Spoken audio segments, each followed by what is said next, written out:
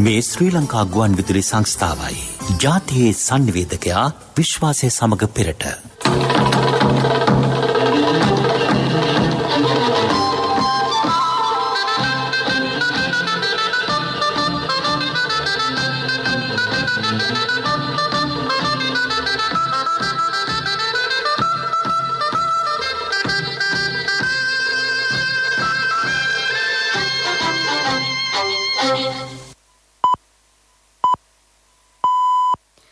සවස 6යි. මේ ශ්‍රී ලංකා ගුවන් විදුලි සංස්ථාවයි. මෙන්න ප්‍රවෘත්ති. සංස්කරණය සජිතා ජීවනී පෙරේරා, ප්‍රකාශය ඉනූෂා වීබැද්ද. වන විනාශය පිළිබඳ ප්‍රකාශ රජය අපහසුතාවට පත් කරන දේශපාලන වෑයමක් බවට ජනපතිගෙන් චෝදනා. සංවර්ධන ක්‍රියාවලිය පරිසර සංරක්ෂණය සමග සිදුවන්නක් බව එතුමා අවධාරණය කරයි. ශ්‍රී ලංකා බංග්ලාදේශ අග්‍රාමාත්‍යවරුන් අතර සාකච්ඡා සාර්ථකව ගිවිසුම් 6කට එළඹෙයි. වසර එකමාරක් තුලදී ඌව පළාතේ මාරක රිය අනතුරු 30ක්. ශ්‍රී ලංකාව වෙනුවෙන් සෑම විට පෙනී සිටින බවට පාකිස්තාන ජනපතිගෙන් ප්‍රකාශයක්. පාකිස්තාන අග්‍රාමාත්‍යවරයාට කොරෝනා ආසාදනය වේ. 3 වෙනි 2020 තරගයේදී සිම්බාබ්වේ පිළට ඇෆ්ගනිස්තානයෙන් ලකුණු 183ක ඉලක්කයක්. සිය ප්‍රතිපත්ති ප්‍රකාශනය යථාර්ථයක් බවට පත් කිරීම ඒකායන අරමුණ බව ජනාධිපති ගෝඨාභය රාජපක්ෂ මැතිතුමා අවධාරණය කරයි. එහිදී ග්‍රාමීය ප්‍රදේශ නගා සිටුවීම ප්‍රධාන වේ. ආදායම් තත්ත්වයේ ඉහළට ගෙනීමට අවශ්‍ය කටයුතු සම්පාදනය කර දීම රජයේ අපේක්ෂාවයි. ඒ සඳහා යටිතල පහසුකම් ග්‍රාමීය ජනතාවට කඩිනමින් ලබා දීමට උපරිම ක්‍රියාමාර්ග ගන්නා බව ජනාධිපතිතුමා සඳහන් කරයි. ගම සමග පිළිසඳරක් ජනපති ජනතා හමුව නුවර එළිය වලපනේ යොඹුවැල්තැන්න ග්‍රාමයේදී එතුමා මේ කරුණු දැක්වීය. ග්‍රාමීය කෘෂි ක්ෂේත්‍රය ශක්තිමත් කිරීමට රජය ප්‍රමුඛ අවධානයක් ලබා දී තිබේ. පොහොරවලට සහතික මිලක් ඇත. මෙරට වගා කරන ධාන්‍ය වර්ග ආනයනය නවතා ඇත. ග්‍රාමීය ජනතාව පරිසරය සමග බද්ධ වී සිටිති. එම පරිසරය විනාශ කිරීමට කිසිවෙකුට කිසිදු ඉඩක් නැතැයි ජනාධිපතිතුමා පෙන්වා දුන්නේය. හරිත නගර සංකල්පය තමා සාර්ථකව සිදු කළ බවට මෑත ඉතිහාසය සාක්ෂි දරයි. පසුගිය යහපාලන සමයේදී කුරුණෑගල, පුත්තලම, මොණරාගල, රත්නපුර හා අනුරාධපුර යන දිස්ත්‍රික් වලින් පමණක් අනවසරයෙන් කැලෑ ඉඩම් අක්කර 1000ක් පමණ එලි කර තිබේ. එවැනි කටයුතු පිළිබඳවද පූර්ණ අවධානය යොමු කර ඇතැයි පවසන ජනාධිපති ගෝඨාභය රාජපක්ෂ මැතිතුමා. දැන් හුඟක් අය අපිට බයිනවා පරිසරය නාස්ති කරනවා කියලා. අපි ආදරේ පරිසරයට. මම කවදාකවත් පරිසරය විනාශ කළා නැහැ. ගම්මානවල ඉන්න ජනතාව පරිසරය විනාශ කරන්නේ නැහැ. පරිසරයත් එක්ක ජීවත් වෙන්නේ. මම විශේෂයෙන්ම පරිසරය ගැන හොඳ අවබෝධයක් තියෙනවා. දැන් බලන්න කොළඹ යුද්ධයෙන් පස්සේ කුණු පිරීලා කොන්ක්‍රීට් වනාන්තරයක් විනාශ වෙලා තිබුණේ. මුත් මම මහින්ද රාජපක්ෂ ජනාධිපතිතුමාගේ රජයේ නාගරික සංවර්ධන අමාත්‍යාංශ ලේකම්වරයා හැටියට කොළඹ සහ තදාසන්න ප්‍රදේශ හරිත නගරයක් බවට මම පරිවර්තනය කරා. විශාල ප්‍රමාණයක් ඉන්දුවා. උද්‍යාන හැදුවා. තෙත්බිම් ආරක්ෂා කරා. ජලාශය හැදුවා. මේ කොළඹ නගරේ, කෝට්ටේ නගරේ, පිළියන්දල, කැස්බෑව මේ ප්‍රදේශවල තෙත්බිම් උද්‍යාන හැදුවා. ගම් වතුර පාලනය කරා. මේවා තමයි පරිසරය කියන්නේ. කුණු අහක් කරක් මිනිස්සුන්ට ජීවත් වෙන්න සුදුසු පරිසරයක් සකස් කිරීම තමයි පරිසරය කියන්නේ. නිදහස් චතුරස්‍රය ළඟ තිබුණේ කුණු ගොඩක්. අද නිදහස් චතුරස්‍රය ළඟ උද්‍යානයක් බවට ගස් වැවුවා මම. අර එන පාරෙත් නාගස් වැවුවා. පාර්ලිමේන්තුව අසල ගස් විශාල ප්‍රමාණයක් ඔය දැන් ඇදිලා තියෙන ගස් ඔක්කොම මම වවපුවා. ජලාශය හැදුවා. දැන් මම මේ පරිසරය ආරක්ෂා කරන පරිසරය සංවර්ධනය කරපු කෙනාට තමයි බනින්නේ. හැබැයි මම නම් දැකලා නැහැ ඔය බනින අය කිසිම ව්‍යාපෘතියක් කළා තියෙනවා පරිසරය හා සම්බන්ධ. කිසි දෙයක් කළා නැහැ. වැරදි සහ අසත්‍ය ප්‍රචාරය මාධ්‍ය හිමිකරුවන්ගේ අවශ්‍යතාව වී ඇත.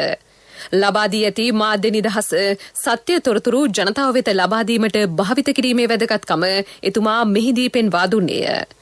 මෙම අවස්ථාවට සහභාගී වූ ග්‍රාමීය ජනතාව පැවසුවේ ජනාධිපතිතුමා ප්‍රමුඛ මැති ඇමතිවරුන් හා නිලධාරීන් තමන් හමුවට පැමිණ ගැටලු ගැන සොයා බැලීම ප්‍රශංසනීය බවයි.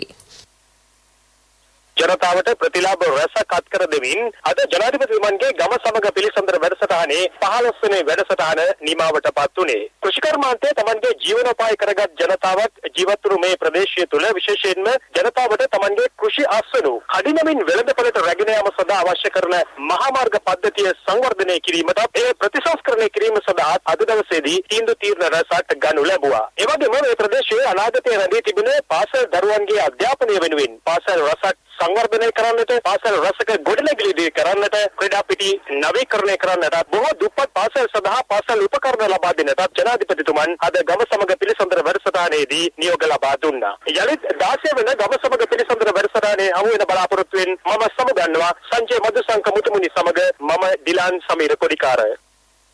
ශ්‍රී ලංකාව සහ බංග්ලාදේශය අතර ගිවිසුම් 6කට අත්සන් තැබේ.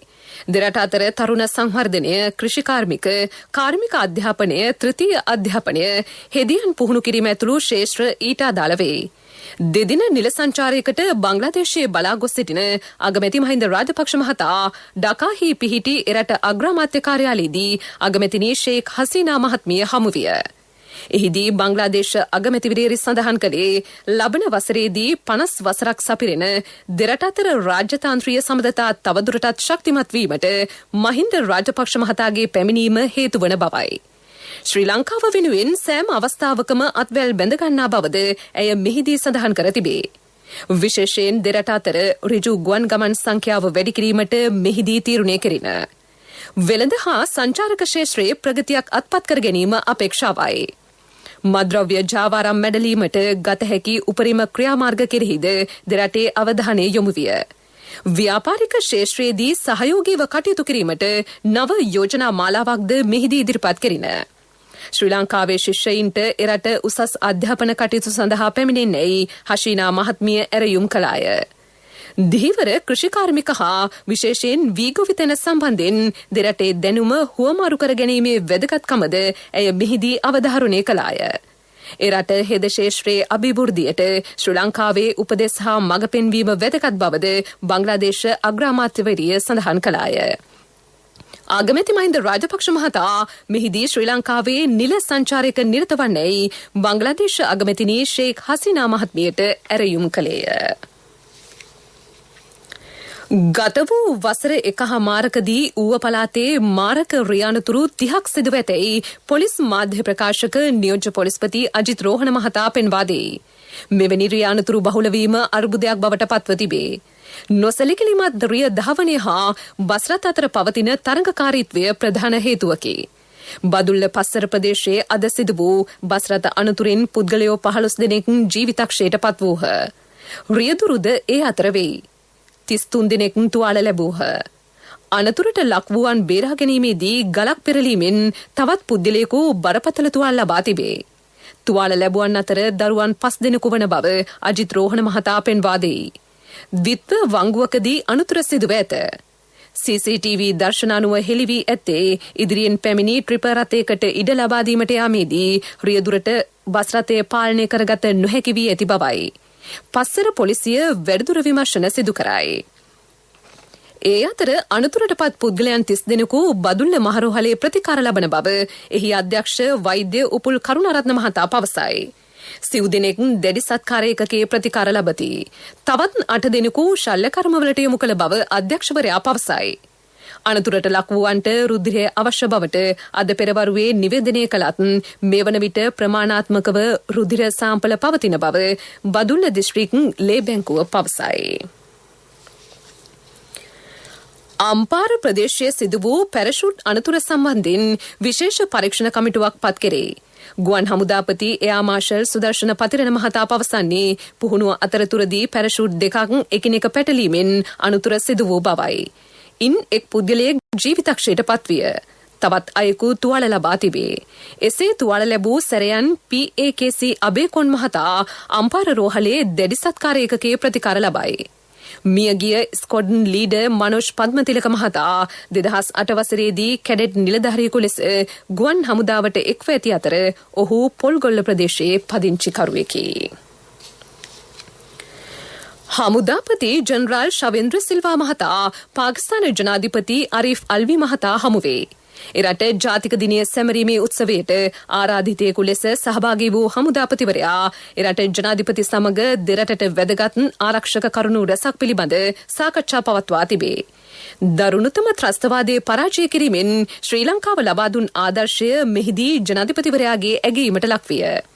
එක්සත් ජාතීන්ගේ මානව හිමිකම් කවුන්සිලේදී ශ්‍රී ලංකාව වෙනුවෙන් පෙනී සිටි බවත් ඉදිරියේදීද ශක්තිමත්ව අත්වැල් බැඳගන්නා බවත් පාකිස්තාන ජනාධිපතිවරයා මෙහිදී පෙන්වා දුන්නේය. දෙරටට බලපාන වැදගත් ක්ෂේත්‍ර යටතේ සෑම විට එක්ව කටයුතු කිරීමට සූදානම් බවද පාකිස්තාන ජනාධිපතිවරයා අවධාරණය කළේය. ආරක්ෂක මෙන්ම ශ්‍රී ලංකාවට බලපාන තීරණාත්මක අවස්ථාවලදී ලබා දුන් සහයට හමුදාපති ජෙනරාල් ශවෙන්ද්‍ර සිල්වා මහතා මෙහිදී ස්තුතිය පළ කළේය. මේ ප්‍රවෘත්ති ශ්‍රී ලංකා ගුවන් විදුලි සංස්ථාවෙන්. දරුවගේ අනාගතය ගැන හිත ඉන්නේ නැතුව අවුරුදු 3කින් ඩිග්‍රී එක කම්ප්ලීට් කරවන්න. HDFC Smart Goals ගිණුමක් පටන් ගන්න. අමතන්න 2356 888.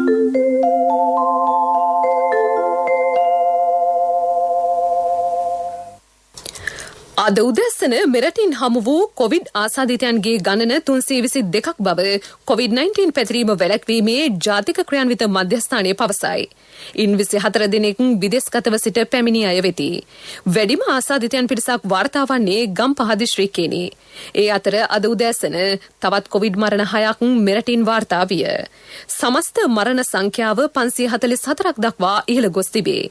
මේ දක්වා වාර්තා වී ඇති සමස්ත ආසාදිතයන්ගේ සංඛ්‍යාව 89500කට ආසන්නයි.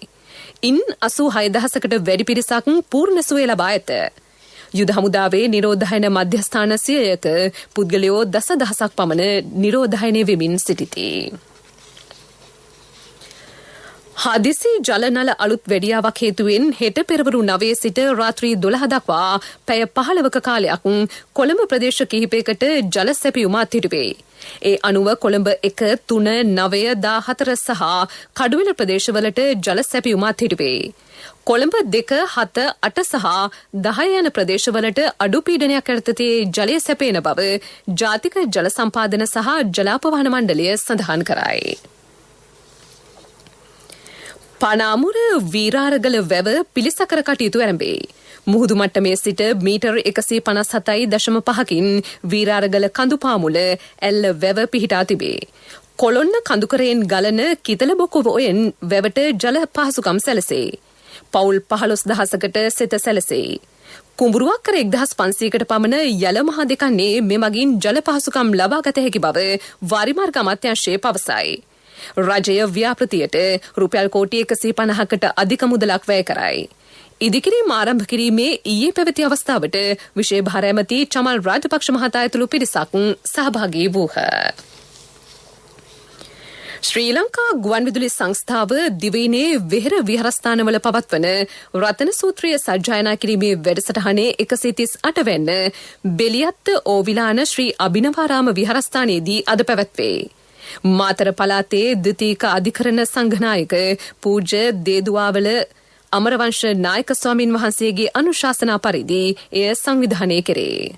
ශ්‍රී ලංකා ගුවන් විදුලි සංස්ථාව මගින් රට තුළ පවතින කොරෝනා වසංගත තත්ත්වය තුරන් කිරීම සඳහා පවත්වනු ලබන මහානුභාව සම්පන්න රතන සූත්‍ර දේශනාව 138 වරට අද සවස 6:30 සිට රාත්‍රී 7:30 දක්වා බෙලියත්ත ඔවිලාන ශ්‍රී අභිනවාරාම විහාරස්ථානයේදී සජීවීව ඉසිරුවා හැරීම සඳහා සීරු කටයුතු සංවිධානය කර ඇති බැවින් මේට සවන් දී අප රටටත් ලෝකවාසී සැමටත් ශාන්තිය උදා කර ගන්නා ලෙස සිහිපත් කරමි. ඔබ සැමට තෙරුවන් සරණයි. පස්වරු 6:30 සිට වෙළඳ හා සිටි FM සේවා ඔස්සේ රතන සූත්‍ර සජ්ජායනය සජීවීව ප්‍රචාරය කෙරේ. මීළඟට ප්‍රමුඛ පුවත. කොටුව පිට රත්මලාන ගල්කිස්ස දෙහිවල මාත්‍ය ඔය මැදින් ඉස්සරහට යන්නකො. මේ මල්ලි කියන්නේ ඉස්සරහට යන්නකෝ. ඉස්සරහටම යන්න කියලා දිරිගන්වන එකේ හැමදාම බස් එකේ යන්නේ නැතුව අවුරුදු 3කින් තමන්ගේම වාහනයක යන්න. HDFC Smart Goals ගිණුමක් පටන් ගන්න. අමතන්න 2356 888. මාව ඉස්සරහ HDFC ගාව වසනවල්ලි. HDFC Smart Goals ලොකු ටාගට් පොඩි කාලෙකින්. ප්‍රමුඛතම පුවත ඔබ වෙත ගෙනෙන්නේ සිද්ධාලේප ලක්පියා. වීමෙට්‍රික් ටොන් 17,650ක් දැනටමත් මිලදීගෙන ඇතැයි වියලි විමණ්ඩලය පවසයි. සභාපති ආචාර්ය ජටාල් මානපෙරුම මහතා පවසන්නේ අම්පාර දිස්ත්‍රික්කයෙන් වීමෙට්‍රික් ටොන් 4,600ක් මිලදීගත් බවයි. ජාතික ගුවන් විදුලියට අදහස් දක්වමින් ඔහු පැවසුවේ සුදු සහ රතු නාඩු වැඩි වශයෙන් ලැබී ඇති බවයි. වී මිලදී ගැනීමේ ජාතික වැඩපිළිවෙල යටතේ මෙට්‍රික් ටොන් ලක්ෂ 3ක් මිලදී ගැනීම රජයේ අපේක්ෂාවයි. ප්‍රමුඛතම පුවත ඔබ වෙත ගෙන ආවේ සිද්ධාලේප ලක්පියා. ශක්තියේ හඬ අවධානය පිණිසයි.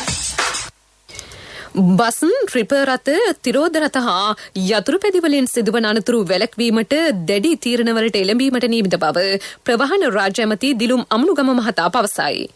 පස්සර ප්‍රදේශයේ අද සිදු වූ මාරක බස් රථ අනතුර පිළිබඳව ජාතික ගුවන් විදුලියට අදහස් දක්වමින් හෙතෙම මේ බව පැවසීය.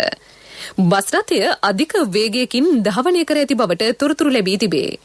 ජාතික ගමනාගමන කොමිෂන් සභාවේ නිලධාරීන් පිරිසක් දැනටමත් මේ පිළිබඳ පරීක්ෂණ ආරම්භ තිබේ. ලෝක ප්‍රවෘත්ති අනුග්‍රහය People's Leasing ලීසින් විප්ලවයට ඔබත් එක්වන්න. කිසිදින නොලැබෙන අසම සම ලීසින් වාරික සමගින් අවම පොලියකට විස්තර දැනගන්න ළඟම People's Leasing ශාඛාවකට පිවිසෙන්න. නැත්නම් කතා කරන්න 0112 206 People's Leasing විශ්වාසයේ ප්‍රමුඛයා. පාකිස්තාන අගමැති ඉම්රාන් ખાન මහතාට කොරෝනා වෛරසය ආසාදනය වී. එරට සෞඛ්‍ය අමාත්‍යාංශය අද නිවේදනය කළේ අගමැතිවරයා කොරෝනා මර්ධනයෙන් නැත පෙරේදා දිනේ ලබාගෙන ඇති බවයි. ඒ වන විටත් ඔහුට වෛරසය ආසාදනය වී තිබෙන්නට ඇතැයි අමාත්‍යාංශය පෙන්වා දෙයි. අග්‍රාමාත්‍යවරයා මේ වන විට සිය නිවසේ නිරෝධයන්ට යොමු වී සිටී. 68 හැවිරිදි පාකිස්තාන අග්‍රාමාත්‍යවරයා ඉකුද්දා ඉස්ලාමාබාද් අගනුවර ආරක්ෂක සමුළුවකටද සහභාගී වී තිබේ. සමුළුව අමතන අවස්ථාවේදී හෙතෙම ආරක්ෂිත මුව ආවරණයක් පැළඳ නොසිටි බව විදෙස් මාධ්‍ය වාර්තා කර ඇත.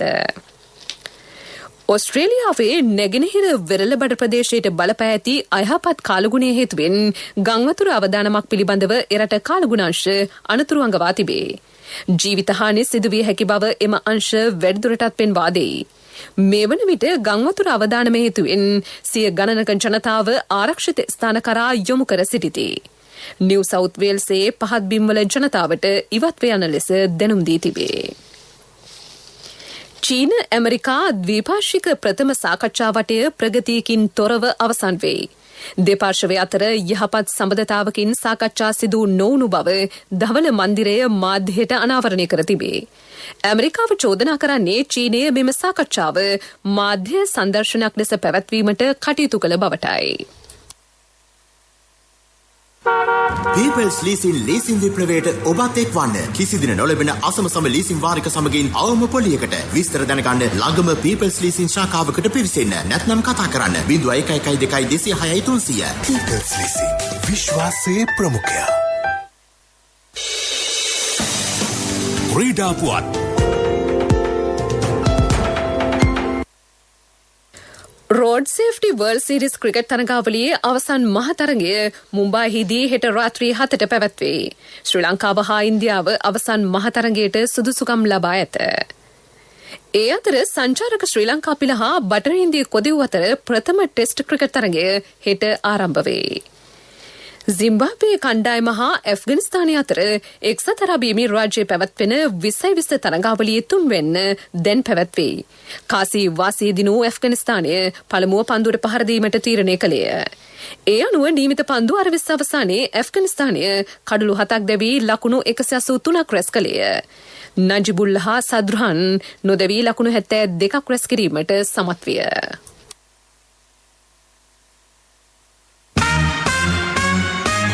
ව්‍යාපාරික පුවත් ඔබ වෙත ගෙන එන්නේ 2021 වසරේ පළමු ශ්‍රේණියට ඇතුළු වන පුංචි හපනුන්ට ජාතික ඉදිරි කිරීමේ බැංකුවේ හපන් ගිණුමෙන් රුපියල් 1000ක තැන්පතුවක්. ඔබේ මුදලට සුරක්ෂිතම ස්ථානය ජාතික ඉදිරි කිරීමේ බැංකුව.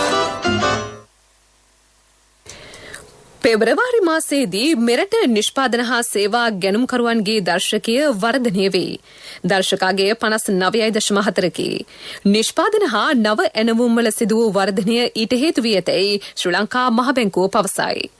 නව ව්‍යාපාර හා ව්‍යාපාර ක්‍රියාකාරකම්වල ඉහළ යාමද මේ සඳහා හේතු වී ඇතැයි මහ බැංකුව පෙන්වා දෙයි.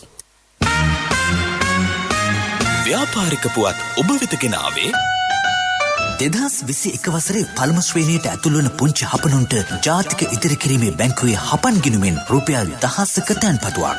වැඩි පොලියක්, ඉතුරු ගිණුමට 100% රාජ්‍ය ආරක්ෂාව, ශිෂ්‍යත්ව විභාගය සඳහා ආදර්ශ ප්‍රශ්න පත්‍ර කට්ටල් සහ දිවයින පුරා විහිදුණු ශාඛා ජාලය හා තැපැල් උපතැපැල් කාර්යාල ජාලය මගින් ගනුදෙනු කිරීමේ හැකියාව.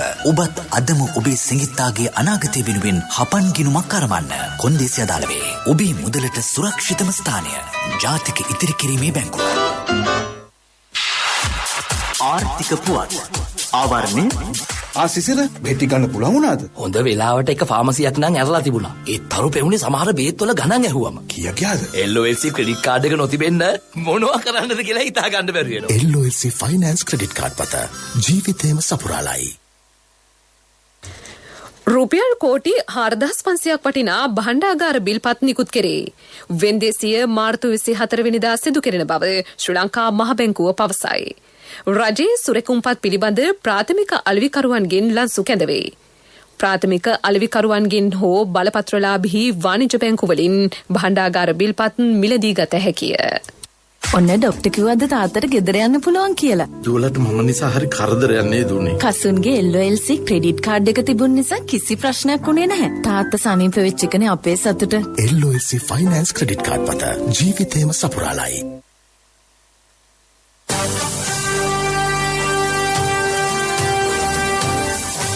කාලගුණ වාර්තාව.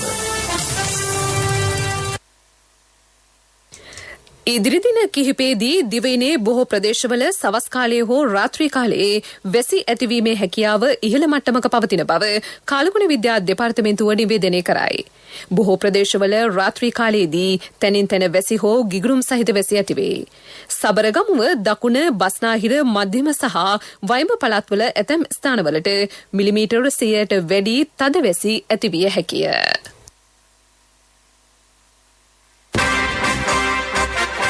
පිරසර සංවර්ධනයක පුවත් සම්පින්ඩනය සංවර්ධන පුවත් ඔබ වෙත ගෙනෙන්නේ CIB අවුරුදු සමගින් මාර්තු 16 සිට 30 දක්වා සෑම බිල්පතකටම වටිනා තෑගි වවුචර් පත් බැංකු කාඩ් සඳහා 20% දක්වා වත්නම් අපේම තැනකින් අපේම දෙයක් CIB.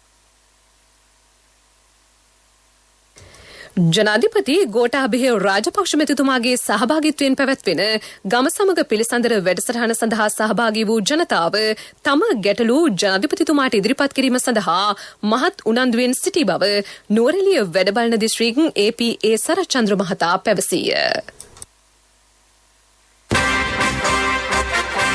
පිරසර සංවර්ධනයක පුවත් සම්පින්ඩනය සංවර්ධන පුවත් ඔබ වෙත ගෙන ආවේ CIB අවුරුදු සමගින් මාර්තු 16 සිට 30 දක්වා සෑම බිල්පතකටම වටිනා තෑගි වවුචර් පත් බැංකු කාඩ් සඳහා 20% දක්වා වත්නම් අපේම තැනකින් අපේම දෙයක් CIB. ප්‍රවෘත්ති අවසන් කිරීමට පෙර යලි සිරස්තල වන විනාශය පිළිබඳ ප්‍රකාශය රජයේ අපහසුතාවට පත් කරන දේශපාලන වෑයමක් බවට ජනපතිගෙන් චෝදනා. සංවර්ධන ක්‍රියාවලිය පරිසර සංරක්ෂණය සමග සිදුවන්නක් බව එතුමා අවධාරණය කරයි. ශ්‍රී ලංකා බංග්ලාදේශ අග්‍රාමාත්‍යවරුන් අතර සාකච්ඡා සාර්ථකව ගිවිසුම් 6කට එළඹේ. වසර 1.5ක් තුලදී ඌව පළාතේ මාරක රිය අනතුරු 30ක් ශ්‍රී ලංකාව වෙනුවෙන් සෑම විට පෙනී සිටින බවට පාකිස්තාන ජනපතිගෙන් ප්‍රකාශයක්. පාකිස්තාන අග්‍රාමාත්‍යවරයාට කොරෝනා ආසාදනය වේ. 3වෙනි 2020 තරඟයේදී සිම්බාබ්වේ පිළට ඇෆ්ගනිස්තානයෙන් ලකුණු 183ක ඉලක්කයක්. අපගේ මෙම ප්‍රවෘත්ති ප්‍රකාශය www.slbcnews.lk වෙබ් අඩවිය ඔස්සේද සවන් දිය හැකිය. ප්‍රවෘත්තිමින් සමාප්තයි මීළඟ ප්‍රධාන ප්‍රවෘත්ති ප්‍රකාශය රාත්‍රී 9ට.